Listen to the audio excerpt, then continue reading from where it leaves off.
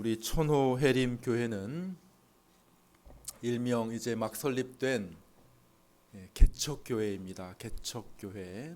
어떤 분들은 좀 이제 개척 교회의 어감이 별로 좋지 않다 해가지고 개척 교회라는 말을 쓰지 않으려고 하시는 분들도 계시더라고요. 개척 교회는 왠지 조금 어려울 것 같고, 개척 교회는 왠지 좀 작을 것 같고, 개척 교회에서는 그 이름에서도 냄새가 난대요. 무슨 냄새가 나요? 지하실 냄새가 난대요. 개척 우리는 4층이지만은 너무 감사하게도 그래서 개척교회 싫어요. 그래서 개척교회라고 안 부르고 요즘에는 따라해 볼까요? 스타트업 교회. 신식 같죠? 아주 첨단 그 벤처 기업 같은 그런 느낌이 드는데 어쨌든 뭐 개척교회든지 스타트업 교회든지 우리 천호해림 교회는 이제 막 세워진 설립된 그러한 교회입니다. 그래서 이제 몇 주 동안에 우리가 이제 방향성에 대해서 우리가 어떤 교회가 되어야 할 것인가, 우리 교회가 지향하는 바는 어떤 교회의 모습인가, 우리는 어떤 교회가 되어야 하는가, 그런 부분들에 대해서 몇 가지로 생각해 보았습니다. 사실은 이 교회의 목적, 교회의 방향성 이런 것들은 뭐 누가 정하는 것이 아니에요. 어떤 뭐 특별한 부류의 어떤 독특한 어떤 사람들이 그것을 정하는 것이 아니고, 또 우리가 어떤 뭐 특별한 사람들만을 대상으로 하는 그러한 것들도 아니고, 이것은 주님의 교회이죠. 뭐 저의 교회도 아니고 뭐 다른 사람의 교회도 아니고, 그죠? 우리 주님의 교회이기 때문에 이 교회의 목적은 주님께서 주시는 것이고, 이 교회의 방향성도 주님께서 주시는 것이죠. 어디에 주셨어요? 이미 성경에 다 주셨어요. 이 교회는 어떤 교회가 되어야 한다. 내 교회는 내가 세울 텐데 내 교회는 이러한 목적성이 있는, 이러한 방향성이 있는 교회라고 이미 말씀해 주신 것이죠. 그러므로 우리의 목표는 다른 것이 아니라 우리 주님께서 원하시는 그런 교회를 세워가는 것이 우리 천호해림 교회의 목표가 되는 줄 믿습니다. 그것을 위해서 우리가 애써야 되는, 그것이 무엇인지 알아야 되고, 그것을 위해서 순종하며 나아가는 것이 우리의 모습이어야 할 것입니다. 교회의 방향성에 대해서 우리 성경 가운데 몇 가지를 찾아보았습니다. 첫 번째는 우리 교회는 복음 중심적인 교회가 되어야 한다 말씀을 드렸습니다. 모든 예배와 또 기도와 찬양과 교제와 섬김과 전도와 선교와 그 모든 것 속에 무엇이 있어야 됩니까? 우리 주 예수 그리스도의 복음이 그 중심에 있어야 되고, 그 복음의 정신이 흘러가야 한다. 이것이 바로 우리 주님께서 원하시는 교회이고 또 우리가 나아가야 할 방향이 되는 것이죠. 우리는 전도하는 교회가 됩니다. 당연히 전도하는 교회가 되어야 되겠죠. 또 우리는 회심을 지향합니다. 그래서 뭐 이렇게 외부에서 뭐 신앙생활 하시다가 오시는 분들 뭐 절대로 안 됩니다. 뭐 그렇게 하지는 않겠지만은 우리가 원하는 것은 무엇입니까? 전혀 예수님을 알지 못하던 사람들이 이곳에 와서 전도되어서 예수 그리스도의 복음을 듣게 되고, 그가 영혼이 거듭나고, 그가 회심하고, 그가 예수 그리스도를 믿어 변화되는 그러한 일들을 우리가 사모하고 기대하고 있는 것이죠. 또 우리는 말씀 안에서 또 말씀으로 교제하는 그러한 교회가 되기를 원합니다. 말씀이 계속 교제 속에 있어야 되는 거죠. 모이기만 하면 이번에 주식이 어디가 올랐대, 뭐 그런 얘기도 좋죠. 또 어디가 좋대, 막 이런 것도 좋지만 말씀 속에서 말씀이 자꾸 교제가 되는 거죠. 지난주 말씀을 들었는데, 지난주 말씀을 이렇게 읽었는데, 이 말씀이 참 이런 의미였네. 내가 그것을 보니까 내가 정말 큰 은혜가 되었어. 내 삶에 큰 힘이 되고 도전이 되었어. 내가 그 말씀에 순종해서 살아봤더니 이런 일들을 하나님께서 주셨어. 이렇게 말씀으로 교제하는 교회, 그런 것들이 우리가 지향하는 교회의 모습이 되어야 할 것입니다. 또 우리 교회는 어떤 교회가 되어야 합니까? 따라해볼까? 떡을 떼는 교회. 우리는 또 떡을 떼는 교회입니다. 그래서 물론 애찬, 뭐 교제하는 것도 중요하지만 또 우리가 성찬, 그죠? 성찬을 하는 그러한 교회가 되기를 원하죠. 코로나 때문에 우리가 잠시 미루두고 연기하고 있지만은 그러나 우리가 또 참 은혜 가운데 하나님께서 허락하시는 또 떡을 떼는, 그래서 예수 그리스도의 그 복된 그 우리를 향한 고난과 죽으심을 또 바라보는 그러한 교회가 되어야 할 것입니다. 오늘 또 한 가지 우리는 교회의 중요한 방야성에 대해서 생각해 보려고 합니다. 한번 말씀 따라해 볼까요? 기도하는 교회. 기도하는 교회가 되려고 합니다. 우리 주님께서 이 교회는 만민이 기도하는 집이라고 이미 말씀해 주셨기 때문에 우리 교회는 그 말씀을 따라서 기도하는 교회가 되어야 할 것입니다. 그래서 언제든지 이 교회는 기도하는 교회가 되도록 온 성도들이 교회에 나올 때마다 기도하는 그러한 모습이 있어야 할 것입니다. 그래서 자유롭게 새벽 기도에도 나오셔서 또 기도하시고, 또 금요 기도에도 나오셔서 기도하시고, 교회에 여러 가지 모임들이 많이 있지만은 제일 자주 하고 제일 많이 하는 것은 기도 모임인 것 같아요. 이곳에서도 기도하고 저곳에서도 기도하고, 제가 있으면 항상 이렇게 예배당의 문을 열어두려고 하고 앞으로도요. 그래서 오셔서 자유롭게 오셔서 평소에도 자유롭게 들어오셔서 기도하시고, 혹여나 문이 닫혀 있더라도 비밀번호를 다 아시죠? 비밀번호를 다 아시죠? 그죠? 제가 여기 말하면은 저기 방송으로 나가거든요. 모든 사람에게 알려지기 때문에 비밀번호를 말하진 않겠지만은 비밀번호를 누르시고 들어오셔서 언제든지 자유롭게 기도하실 수 있습니다. 감사한 것은 지난주에 우리 기도회 모임이 2배로 부흥되었어요. 2배로. 특별 새벽 기도회에 많은 분들이 오셔서 원근 각지에서 오셔서 많이 기도하셔서 얼마나 감사한지 우리 하나님께서도 기뻐하신 줄로 믿습니다. 내 집은, 이 집은 만민이 기도하는 집이라고 했으니 주를 사랑하고 또 주를 신뢰하고 주를 의지하는 주의 백성들이 나와서 늘 기도하게 되면 우리 하나님께서 기뻐하시는 것이죠. 지난주 이제 특별 새벽기도 다 마쳤는데 자발적으로 나오셔서 또 막 새벽기도를 하고, 또 기도하시는 분이 막 길게 기도하시는 거예요. 우리는 이제 음악 끄고 가려고 하는데 먼저 가세요. 우리 더 기도하겠습니다. 막 이렇게 하시고, 막 또 막 울면서도 기도하셨다고 하시고 막 하니까 기도하시는 분들이 점점 늘어나는 우리 천호 해림교회가 되기를 바랍니다. 새벽에도 또 금요 기도에도 또 평소에도 기도하는 그러한 교회가 되어야 하겠습니다. 우리 기도회에 대해서 생각하고 있는데, 교회는 기도하는 교회여야 하는 것이죠. 반드시 그래야 됩니다. 어떻게 해서든지 우리 천호 해림교회를 기도하는 그러한 곳으로, 기도하는 모임으로 만들기 위해서 우리 모두가 애써야 할 것입니다. 기도 가운데 하나님을 만나고, 기도 가운데 하나님을 알아가고, 기도 가운데 하나님과 더 깊이 교제하고, 성부 하나님과도 깊이 교제하고, 성자 우리 주 예수 그리스도와도 기도 가운데 깊이 교제하고, 기도하려면 예수님을 의지해야 되니까, 예수님 붙들고 기도해야 되니까, 예수님의 그 공로를 붙들어야 되니까 기도할 때 예수님하고 가까워질 수밖에 없는 것이잖아요. 그죠? 예수님 따로 떼어놓고 기도할 수가 없잖아요. 그죠? 기도할 때 맨 마지막에 누구의 이름으로 기도합니까? 예수님의 이름으로 기도하는 것이니까 마지막만 붙이라는 게 아니에요. 그것은 우리의 모든 기도가 다 예수님 안에서 기도한다는 그런 의미니까, 이 기도한다는 것은 늘 예수님하고 붙어 있다는 거예요. 이 기도한다는 자세가. 그러니까 이 기도 가운데 우리 주님과 교제하는 것이고 가까워지는 것입니다. 또 우리 기도는 또 누구하고 교제하는 것이에요? 성령님과 교제하는 것입니다.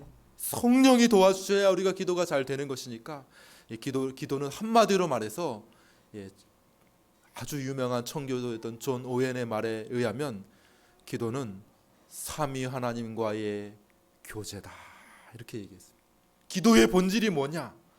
삼위 하나님, 성부와 성자와 성령 하나님과의 교제가 바로 기도인 것이죠.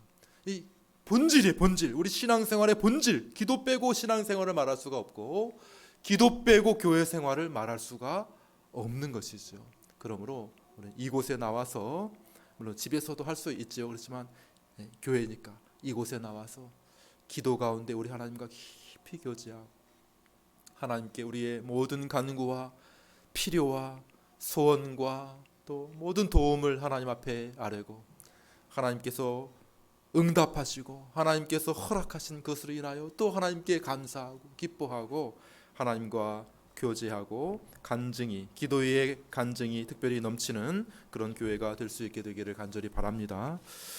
자, 오늘 기도하는 초대 교회의 모습을 보게 됩니다. 오늘 본문에 초대 교회 성도들이 기도했다는 말씀이 나오고 있습니다. 아직 초대 교회가 본격적으로 출발하지도 않았습니다.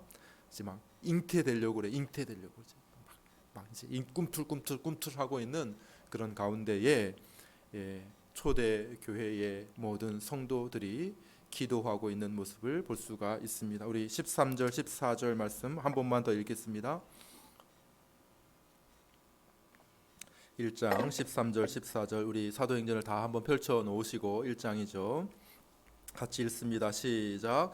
들어가 그들이 유하는 다락방으로 올라가니 베드로, 요한, 야고보, 안드레와 빌립, 도마와 바돌로메, 마테와 및 알페오의 아들 야고보, 셀로신 시몬, 야고보의 아들 유다가 다 거기 있어 여자들과 예수의 어머니 마리아와 예수의 아우들과 더불어 마음을 같이하여 오로지 기도에 힘쓰더라. 아멘.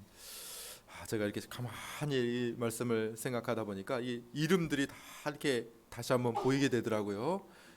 베드로, 또 요한, 야고보, 안드레, 다 이름이, 이름 나온 사람들이 몇 명이에요?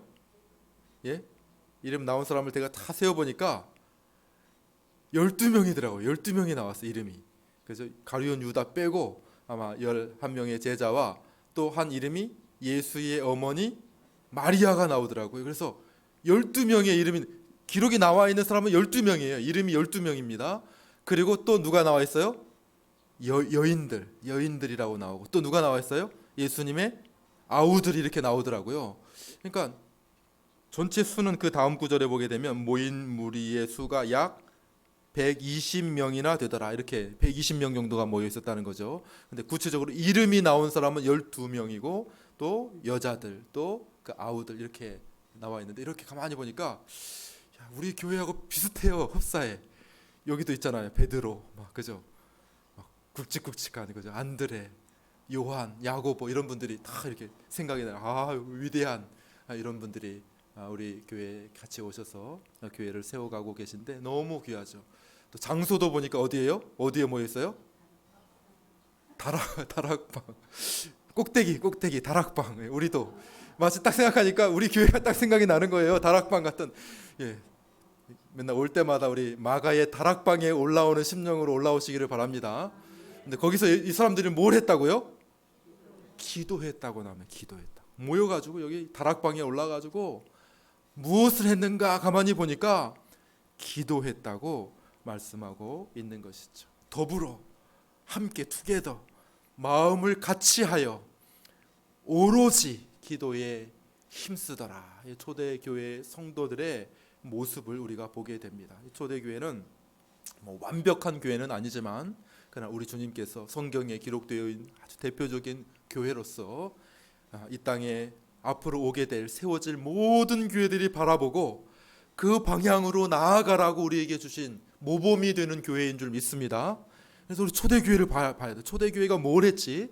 초대교회도 뭐 잘한 것도 있고 실수한 것도 있고 잘못한 것도 있고 또 회복하는 것들도 있고 뭐 이렇게 다 성장의 과정들을 겪는데, 어쨌든 이 새로 세워진 우리 천호해림교회가 이 초대교회의 모습을 잘 주목해 볼 필요가 있어요. 거기에 우리 주님의 뜻이 담겨져 있거든요. 나의 교회는 이렇게 세워지는 교회라고 하는 모범 답안이 거기에 기록이 되어져 있거든요. 그렇기 때문에 우리가 초대교회의 모습을 보는데, 초대교회의 모습을 이렇게 보니까 아직 시작, 오순절 성령 강림이 임하기 전입니다. 다음 장에서 성령이 오순절 날 강하게 임하시죠. 임하기 전에 성도들이 어떤 일들을 했는가 이렇게 보니까 이렇게 모여서 야고보, 베드로, 예수님의 제자들 모이고 또 예수님을 아주 가까이 따르던 거기 뭐 막달라 마리아도 있었겠고 부활을 뭐 대면한 그런 여인들도 있었겠고 그죠? 또 글로바도 있었고 엠마오로 가는 제자들도 있었겠고 이름은 기록되지 않지만 여러 사람들이 거기에 모여 있고 또 예수님을 쫓아다니고 사랑했던 그런 여인들도 있었을 것이고 마리아도 있었을 거고 예수님의 제자들도 나중에 변화를 받아서 이렇게 함께 모여 있었단 말이죠. 다 같이 모였는데 한 120명 정도 모여 있는데 그들이 한 일을 보니까 오로지 기도했다라고 말씀하고 있습니다. 그래서 제가 이렇게 살펴보되 오로지 기도했다. 뭐 느낌은 타 와요. 오로지 기도했다. 오로지 기도했다는 말이 무슨 말인지 제가 사전을 찾아봤어요. 오로지. 그러니까 오직 한 곳으로 이렇게 사전에 써요. 곳이 기역시옷이에요. 받침이. 곳이 기역시. 곳이 뭐니 또 찾아봤어요. 곳이 뭐냐니까 곳은 방향이다. 방향. 그리고 곳은 길이다. 이렇게 사전에 나오더라고요. 그러니까 오로지라고 하는 말을 그렇게 해석해 보니까 무슨 말이냐면 오직 한 방향이 있는 것처럼, 그죠? 한 방향으로 기도했다는 거예요. 오직 한 길이 있는 것처럼, 마치 이 길 외에는 다른 길이 없는 것처럼 기도했다는 거예요.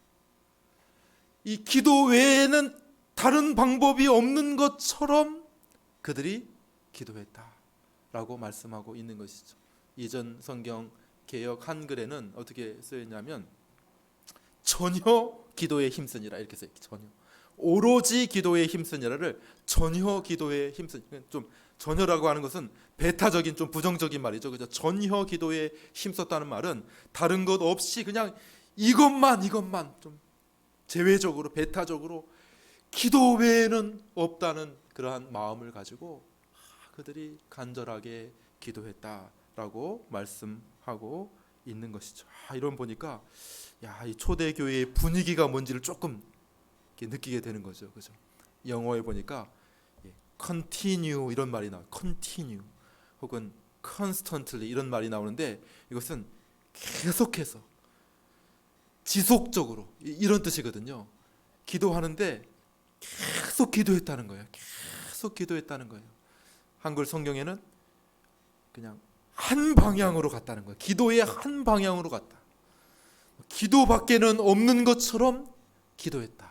이렇게 말씀하고 있는 것이죠. 이 초대교회 이제 막 조금 있으면 그 다음 장에서 성령의 오순절의 성령의 역사로 말미암아 엄청난 폭발적인 부흥의 역사가 일어나게 되는데 초대교회 그 전에 바로 성도들이 어떤 모습을 하였는가 여기 분명하게 보여주고 있는데 그들이 한 120명이 모여서 마태, 마가, 누가, 요한 예수님의 제자들과 여러 사람들이 함께 모여서 문을 닫고 그 꼭대기에서 간절하게 하나님 앞에 지속적으로 한번 딱 기도하고 끝나는 것이 아니라 지속적으로 이것 외에는 길이 없습니다 라고 하는 마음을 가지고 간절하게 기도하였다라고 말씀하고 있는 것이죠. 이번 한 번만 그렇게 기도한 것이 아니고요. 초대교회를 보니까 우리 성경을 볼까 2장 한 장을 넘겨보시면 좋을 것 같습니다. 제가 구절을 부탁하지 않았습니다. 왜냐하면 사도행전 안에 다 들어가 있거든요. 그래서 2장 성경을 넘겨보시면 되겠습니다. 2장 42절 말씀을 같이 읽어보겠습니다. 시작. 그들이 사도의 가르침을 받아 서로 교제하고 떡을 떼며 오로지 기도하기를 힘쓰니라. 똑같네요. 여기 보니까 똑같아요. 오순절의 성령 강림이 앞에서 임했습니다. 이제는 그랬는데도 여전히 그들은 뭐 하고 있어요? 오로지 기도에 힘쓰니라 이렇게 말씀하고 있는 것을 보게 됩니다. 그래서 우리 주님께서 여기 이 사도행전에 이것을 기록해 놓은 분명한 의미가 있죠. 교회는 어떤 교회여야 하는가? 오로지 기도하는 교회여야 한다는 것이죠. 이것을 우리에게 분명하게 보여주고 있는 것이죠. 우리가 생각할 때는 뭐 그렇게 기도를 할 필요가 있는가? 여기에 기록된 여러 사람들의 면면을 보니까 완전히 기라성 같은 사람들이 기라성. 누가 있어요? 베드로, 요한, 야고보, 뭐 또 안드레, 뭐 기라성 같은 예수님의 제자들이 거기 다 있는데 그냥 나가서 이제 복음을 전하면 되지 뭐 모여가지고 뭐 그렇게 절실하게 기도할 필요가 있는가 이렇게 생각할 수 있을지 모릅니다. 그러나 그렇지 않다는 거죠. 그들이 오로지 기도하고 있는 분명한 이유가 있을 것입니다. 성령이 임하셨어요. 오순절날 막 뜨겁게 임하셨습니다. 불의 혀같이 갈라지는 것이 막 보이고 급하고 강한 바람 같은 것들이 막 성도들 사이에 임하게 되고 방언이 막 나오고 막 사람들이 하나님의 성령으로 충만하게 되는 그러한 역사가 있었습니다. 그러면 이제 막 나가서 전하면 되잖아요. 그런데 그 이후에도 교회가 어떻게 했다고요? 모일 때마다 따라해봅시다. 오로지 기도에 힘쓰니라. 초대교회의 모습이 무엇인지를 우리가 조금 알 수 있겠죠. 간절히 계속해서 기도했다고 말씀하고 있는 것이죠.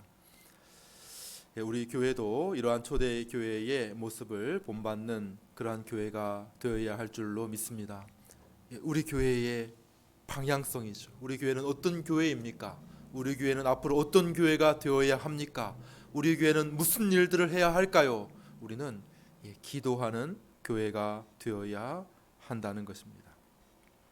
초대교회가 기도에 힘쓴 몇 가지 이유가 있습니다. 이유가 물론 특별한 이유가 없어도 기도해야 되겠지만은 기도의 이유가 있습니다. 구체적으로 살펴보게 되면 첫 번째로는 예수님의 부탁 때문입니다. 예수님의 뭐 때문에요? 예수님의 부탁 때문에. 1장 4절 말씀을 한번 보겠습니다. 1장 4절 읽습니다. 시작. 사도와 함께 모이사 그들에게 분부하여 이르시되 예루살렘을 떠나지 말고 내게서 들은 바 아버지께서 약속하신 것을 기다리라. 예수님께서 말씀하셨습니다. 승천하시기 전에 부활하신 예수님이 제자들과 40여일을 함께 지나면서 말씀하시고 마지막에 승천하시기 전에 부탁하신 말씀이 이것이죠. 너희는 예루살렘을 떠나지 말고 내게 약속하신 바 성령이 너희에게 임하실 텐데 너희가 그것을 기다리라. 약속을 기다리라. 약속을 기다리는데 어떻게 기다리고 있어요? 기도하면서 그 약속을 이루어 주십시오. 성령을 주시겠다고 말씀하셨사오니 그 성령을 우리에게 허락해 주십시오. 그 약속을 붙잡고 그 약속을 이루어 주시도록 기도하고 있다는 것이죠. 예수님의 부탁이니까 뭐 다른 거 뭐 두말할 것도 없이 당연히 기도해야 되겠죠. 또 한 가지 이유는 뭐냐면 그들이 처해 있는 외부적인 상황과 환경이 좋지 못했기 때문에 그들이 기도할 수밖에 없었다는 것입니다. 이 초대교회 사도들이 직면한 초대교회 성도들이 직면해 있는 것은 안팎으로 굉장히 어려움이 많이 있었다는 것입니다. 무엇보다도 동족인 유대인들은 이 기독교를 아주 좋지 않게 생각했습니다. 이단이라고 생각했어요. 벌써 예수님 십자가에 못 박아 죽이잖아요. 자기들에게 손해가 된다고 생각했습니다. 그래서 어떻게 하든지 이 기독교를 박해하려고 사도 바울조차도 그런 모습을 보이지 않습니까? 그죠? 스데반을 죽이고 박해하고 예수님 잘 믿는 사람들을 다 잡아 가두고 심판받게 하고 재판받게 하려고 하는 동족들이 벌써부터 싫어해요. 이 사람들은 여기 모인 사람들이 다예요. 120명 정도가 다 현재는 다죠. 뭐 좀 넓혀보면 한 500명 정도 예수님이 그 제자들 앞에 보이셨다고 하니까 그러니까 그 정도 숫자가 다고 나머지 모든 사람들은 다 이 사람들을 아주 벌레만도 못 없어져야 죽어 마땅한 사람들로 여기고 있었기 때문에 상황들이 굉장히 좋지 않았다는 것입니다. 로마 제국도 기독교에 대해서 대단히 호의적이지 않았습니다. 우리가 역사를 보게 되면 교회가 아주 여러 차례에 걸쳐서 기독교를 혹독하게 박해했던 것을 보게 되죠. 그래서 기독교인들이 다 이제 정말 개척교회 모습대로 지하에 숨었습니다. 보통 지하에 숨은 게 아니에요. 저 깊은 카타콤이라고 하는 카타콤. 저기 우리가 이탈리아나 로마나 혹은 터키나 이런 데를 가게 되면 카타콤이 나옵니다. 카타콤 미로와 같이 거기는 좀 그래도 이렇게 석회암들이 많이 있어가지고 금방 파인다고 하더라고요. 이렇게 잘 파인대요. 그리고 파고 나면 이제 공기하고 부딪히면 금방 굳어진대요. 또 그래가지고 이제 그런 특성이 있습니다. 그래서 쉽게 이렇게 파고 내려가서 막 미로같이 이렇게 막 엄청나게 구석구석 이렇게 왜냐 들키면은 또 도망가야 되고 다른 사람들은 찾지 못하는 곳으로 이렇게 가야 되기 때문에 아주 미로처럼 되어 있는 카타콤이라고 아주 깊은 곳에 거기 또 여러 사람들이 모일 수 있는 좀 공간을 좀 만들어 놓기도 하고 예배의 초소를 만들어 놓기도 하고 그래서 그 안에 보면 여러 가지 다양한 삶의 형태들이 드러나게 되는데 어쨌든 심각한 박해 속에서 그들이 뭐 그냥 개척교회 지하가 아니라 그냥 지하보다 더 뚫고 들어가서 아주 깊은 어려운 상황 속에서 신앙생활을 했던 사람들이었다는 것이죠. 그들이 맞닥뜨린 굉장히 심각한 어려움 속에서 그들이 할 수 있었던 것, 그들이 해야만 했던 것은 무엇인가? 바로 기도였다는 것이죠. 이 길 밖에는 없습니다. 오직 기도로, 오직 하나님의 성령의 역사하심 외에는 우리가 어떻게 할 수 있겠습니까? 이렇게 말하고 있는 것이죠. 많은 사람들이 조롱받고 많은 사람들이 핍박받고 예수님 전했다가 잡히면 칼로 목을 베기도 하고 화영장에 끌려가서 불에 타 죽기도 하고 짐승의 밥이 되기도 하는 이 초대교회의 상황들을 우리가 생각해 보게 되면 아직까지는 그것까지 드러나지는 않았지만 어쨌든 아주 어려운 그런 상황 속에 있었다는 그 이유 때문에 초대교회 성도들은 너무나도 간절하게 하나님 앞에 기도하지 않을 수가 없었다는 것이죠. 그렇지만 우리는 그 정도까지는 아니지만 우리가 맞닥뜨리고 있는 그러한 시대의 상황도 교회에 대해서 그렇게 호락호락하지 않음을 우리가 잘 알고 있습니다. 우리가 대면하고 있는 이 큰 세력은 뭡니까? 이 코로나라고 하는 엄청난 전례가 없는 팬데믹, 그죠? 팬데믹, 세계적인 전염병이 강타를 해서 교회가 굉장히 큰 시련과 어려움 가운데 처해 있는 것이 얼마 전까지만 해도 수천 명이 모일 수 있는 그런 예배당에 달랑 20명밖에는 예배드리지 못하게 만드는 그러한 코로나라고 하는 엄청난 그러한 세계적인 전염병이 지금 강타하고 있습니다. 많은 자영업자들, 소상공인들 이런 분들도 굉장히 피해가 막중하지만은 그러나 사회적으로 교회가 당하는 피해는 그렇게 부각되지 않는 것 같아요. 교회는 몹쓸 사람들로만 부각이 되는 것 같아요.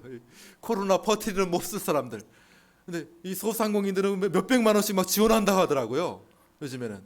근데 교회는 전혀 그런 보상도 없고 교회는 그냥 무조건 막히고 있는 그러한 상황인 것이죠.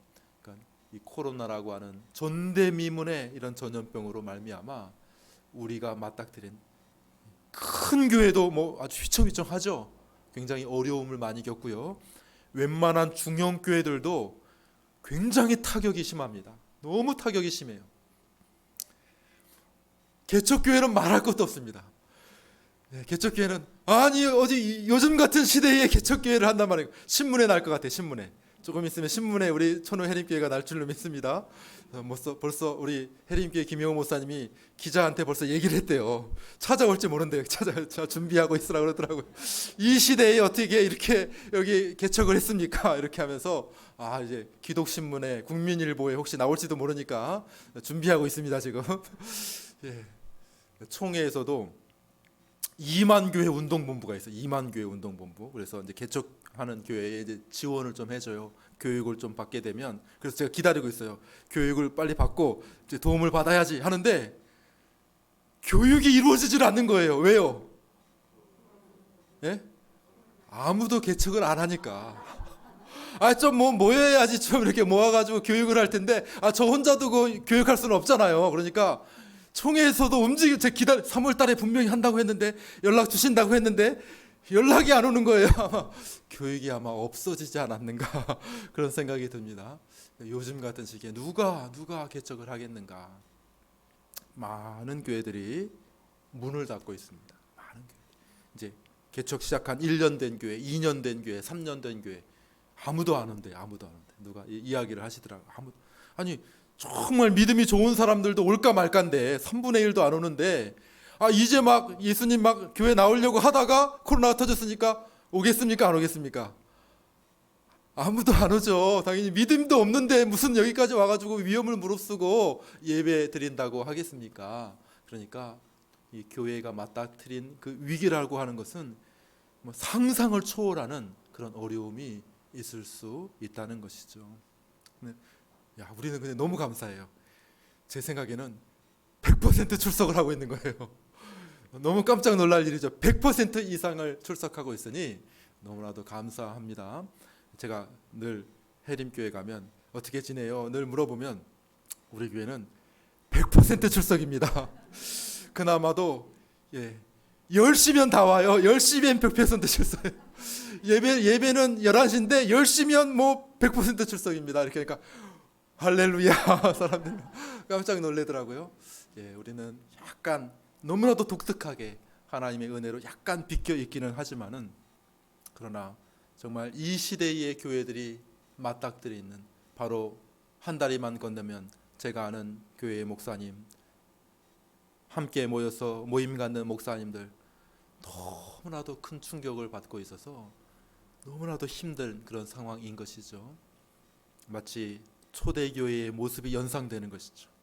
작은 한 줌밖에 되지 않는, 불면 그냥 흩어져 버릴 수밖에 없는 그러한 상황에 있는 이 교회가 극심한 피해, 유대인들과 그 강대국 로마 제국의 압제 아래서 겨우겨우 숨도 쉴 수 있을 만큼 그냥 문 닫아놓고, 위험하니까 문 닫아놓고 다락방에서 숨만 쉬고 있는 거예요. 숨만 쉬고 어떡하나 우리 주님도 떠나시고 어떡하나 이러고 있는 가운데 교회가 한 일은 어떤 일을 했다고요? 따라해 봅시다. 오로지 기도에 힘쓰니라. 무슨 말인지 이해가 되시죠? 이 기도라고 하는 의미가 무슨 말인지 좀 이해가 되실 줄 압니다.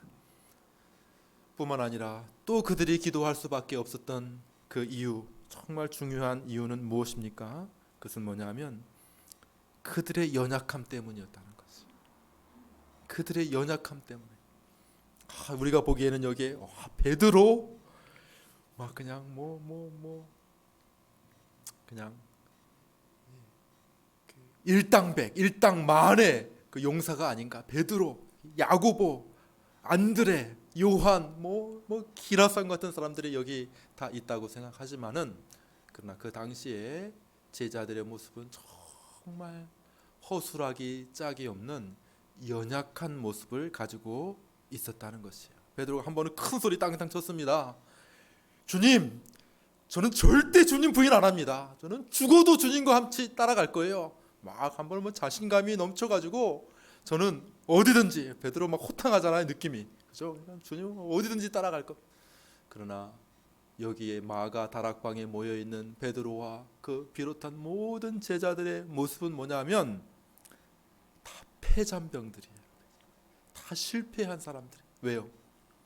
예수님 십자가에 탁 박히니까 어떻게 했어요? 다 도망가 버렸거든요. 그렇게 호기롭게 자신 있게 그냥 큰 소리 떵떵 쳤던 베드로도 어떻게 했어요? 어떤 일이 있었죠? 아주 어린 여자, 저기 가은이 같은 애정도 될까? 거기보다 좀 클까? 소녀 앞에서 저 예수님 모릅니다. 저 예수님 몰라요. 벌벌벌벌 떨면서 예수님을 3번이나 부인하고 예수님을 저주하기까지 한 그러한 자들이 바로 여기 있는 이름들이에요. 다 베드로, 요한, 야고보, 안드레, 모든 제자들이 다 하나같이 다 예수님을 부인하고 예수님을 떠난 실패자들이 여기 다 모여 있는 거예요. 그러니까 그들이 기도하지 않을 수가 없는 것이죠. 기도 없어도 우리는 할 수 있습니다. 우리가 누군데, 우리가 예수님한테 지금 3년 동안 지금 열심히 따라다녀가지고 예수님의 기적도 보았을 뿐만 아니라 우리도 귀신을 쫓아내고 우리도 기적을 베풀고 우리도 어떤 일들을 했는데 우리가 누군데 못하겠습니까? 이렇게 말할 수 있겠지만은 이들의 모습은 지금 완전히 패잔병의 모습으로, 실패자들의 모습으로 여기에 모여 있는 것이죠. 그러니까 그들이 한 마음이 됐습니다. 예전 같으면 막 다퉜을 거예요. 티격태격. 네가 잘나니, 내가 잘나니, 내가 우의정, 네가 좌의정, 이렇게 막 이렇게 했을 텐데 이제 이 사람들은 공통점이 하나 생겼어요. 뭐예요? 다 실패했거든요. 다 예수님을 부인하고 도망쳐 버렸거든요. 그러니까 뭐 잘났다고 말할 수가 없어. 이제 누가 큰 소리 칠 사람이 없는 거예요. 그러니까 어떻게 해요? 다 한 마음이 되었어. 한 마음. 우리는 안 된다. 베드로, 안드레, 요한. 그래, 나도 안 돼. 나도 안 돼. 그래, 너도 안 되고 나도 안 돼. 다 공감대가 있어. 공감대. 안 돼. 다 안 돼. 고개를 절레절레 흔들면 다 안 돼. 우리 스스로는 할 수 없어. 우리에게는 성령의 도우심이 필요하지. 우리로서는 할 수가 없어. 하나님이 도와주셔야 우리는 할 수 있는 거야. 다 공감대가 저절로 형성이 돼 있어. 그러니까 그들이 할 수 있는 일이 하나밖에 없어요. 뭐예요? 따라해보세요. 오로지 기도에 힘쓰니라. 그거밖에는 없었다는 것이죠. 여러분들, 그 이유가 여기에 분명하게 드러나지 않습니까? 제자들이 기도하고 있는 것이죠. 무엇보다도 가장 중요한 이유는 이 복음 전파라고 하는 것은 성령의 도우심이 없이는 안 되기 때문인 것이. 그들이 기도하는 이유 여러 가지 것들 다 있지만 다 합쳐보면 이 복음 전파는 뭐 외적인 영향, 우리가 상황에 처해 있는 상황, 우리가 가지고 있는 부족함과 연약함, 이해력도 부족하고 능력도 부족하고 신실함도 부족하고 여러 가지가 부족한데, 그러나 이 모든 것 가지고 되지 않고 오직 성령의 능력으로만 복음이 전파되는 줄 믿으시기를 바랍니다. 성령의 능력으로만 복음이 전파된다고 하는 사실을 그들이 알게 되었다는 사실이죠. 그래서 예수님께서 말씀하십니다. 1장 4절 5절 말씀을 한 번 더 읽겠습니다. 우리 1장 4절 5절 자, 한 목소리 읽습니다. 시작. 사도와 함께 모이사 그들에게 분부하여 이르시되 예루살렘을 떠나지 말고 내게서 들은 바 아버지께서 약속하신 것을 기다리라. 요한은 물로 세례를 베풀었으나 너희는 몇 날이 못되어 성령으로 세례를 다시 한번 8절을 읽습니다. 시작. 오직 성령이 너희에게 임하시면 너희가 권능을 받고 예루살렘과 온 유대와 사마리아와 땅 끝까지 이르러 내 증인이 되리라 하시니라. 아멘. 예수님의 말씀이 이것이죠. 성령이 필요하다. 너희가 복음을 전하기를 원하느냐, 복음을 전하고 교회를 세워가기를 원하느냐, 성령이 도우심이 없이는 안 된다고 하는 사실을 알았기에 그들이 구한 내용은 무엇일까요? 그들이 오로지 기도에 힘쓰고 계속해서 기도하면서 한 기도의 내용이 무엇일까요? 기록이 구체적으로 되어 있지는 않지만 그러나 분명하게 우리가 알 수가 있습니다. 그들의 기도의 내용은 이거 하나였을 거예요. 저희는 부족합니다. 우리로서는 할 수 없습니다. 성령을 주시옵소서. 이것이 그들의 기도의 제목이었다고 하는 사실이죠.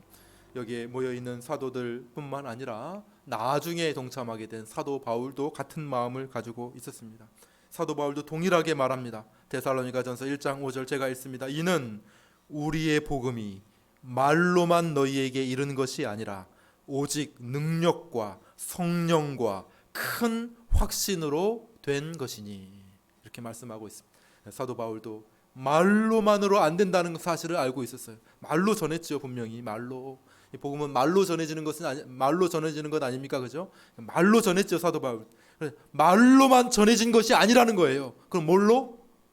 한마디로 말하면 성령으로 말씀이 전해진다고 사도 바울이 고백하고 있다는 사실입니다. 복음을 잘 전했던 사람들의 한결같은 모습이에요. 한마디만 정리하고 말씀을 마치려고 합니다. 역사 가운데 가장 위대한 설교자가 누구인가라고 말할 때 몇 손가락에 뽑을 수 있는 사람들 가운데 설교의 황태자라고 불리우는 사람이 있어요. 누구예요? 혹시 아십니까? 스펄전. 찰스 헤돈 스펄전이 런던 메트로폴리탄 태버네클 교회에 목회를 하던 찰스 스펄전, 19세기 사람인데 그 사람이 어찌나 설교를 잘했는지 설교의 황태자라 별명이 설교의 황태자예요. 그 사람하고 또 한 사람이 생각이 나는데 저 초대 시대의 교부예요. 교부. 교부인데 이름이 뭐냐면 크리소스톰이 크리소스톰. 나중에 한번 찾아보세요. 크리소스톰인데 그 사람의 별명은 뭐냐면 따라해보세요. 황금의 입. 입이 황금이에요. 황금. 이 두 사람의 한번 설교 대회를 한번 열어봤으면 좋을 것 같아요. 한 사람은 황금의 입이고 한 사람은 설교의 황태자라고 이렇게 별명이 붙어 있는. 근데 그 스펄전이 성도들에게 이런 말을 합니다. 여러분, 저를 위해서 기도해 주십시오. 만약 여러분들이 저를 위한 그 기도를 그만하시려고 하신다면 제게 말씀해 주십시오. 그러면 저는 설교를 그만둘 것입니다. 이렇게 얘기했어요. 저를 위해 기도해 주십시오. 여러분들이 저를 위한 그 기도를 멈춘다면 제게 말씀해 주십시오. 저는 설교를 그만둘 것입니다. 그럼 무슨 말입니까? 나의 기도가 뭐에 달렸다는 거예요? 여러분의 기도에 달려 있습니다. 설교의 황태자, 아유 기도 좀 안 하면 뭐 어때요? 이것이 아니라 전적으로 말로만이 아니라 성령의 도우심이 없이는 복음이 전파되지 않는다는 사실을 굳게 믿으시기를 바랍니다. 우리 천호 해림교회에 나아갈 방향이 무엇이겠습니까? 말씀을 전해야 되겠지만 그러나 우리는 기도하는 교회가 되어야 할 줄로 믿습니다. 초대교회 사도들이 보여줬던, 초대교회 성도들이 보여줬던 그 본이 바로 이것이죠. 그들이 보여줬던 그 방향성이 바로 이것이라는 것이죠. 그들이 모여서 마음을 같이하여 더불어 함께 오로지 힘써서 마치 이것 외에는 없는 것처럼, 다른 길이 없는 것처럼 주여, 주의 성령의 역사하심이 아니고는 우리가 어떻게 교회를 세울 수 있겠습니까? 우리가 어떻게 복음을 전할 수 있겠습니까? 우리가 어떻게 저 견고하고 완고한 것 같은 저 사람들에게 주 예수 그리스도의 복음을 전하며 죽어 있는 영혼들을 살리는 역사가 어떻게 일어날 수가 있겠습니까? 우리가 무슨 힘이 있어서 죽어 있는 영혼을 살릴 수가 있겠습니까? 어떻게 병들어 있고 눈이 멀어 있는 영혼들을 보게 할 수가 있겠습니까? 우리가 무슨 힘이 있어서 우리는 다 실패자와 같은데 우리가 어떻게 그 일들을 할 수가 있겠습니까? 라고 사도들이 보여준 대로 우리도 그러한 마음을 가지고 우리 천호 해림교회가 오로지 기도에 힘쓰는 그런 교회가 되시기를 주님의 이름으로 축원합니다. 기도하겠습니다. 은혜로우신 우리 하나님 아버지 감사합니다. 복된 우리 천호 해림교회를 이곳에 세워주신 것을 감사합니다. 이미 방향이 정해진 줄로 믿습니다. 오로지 기도에 힘쓰는 교회가 되게 하여 주시옵소서.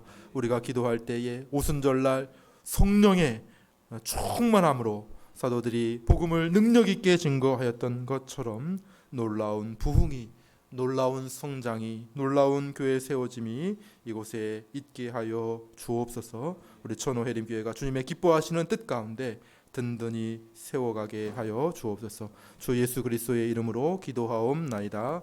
아멘. 이제는 우리 주 예수 그리스도의 크신 은혜와 하나님 아버지의 크고 놀라운 사랑과 성령의 교통, 충만, 역사하심이 이 시간 주신 말씀을 마음에 새기고 복음을 전파를 위하여 교회를 세워가기 위하여 온전히 기도에 힘쓰기로 마음에 다짐하고 또 돌아가는 사랑하는 모든 주의 백성들 위해 영원토록 함께 있을지어다. 아멘.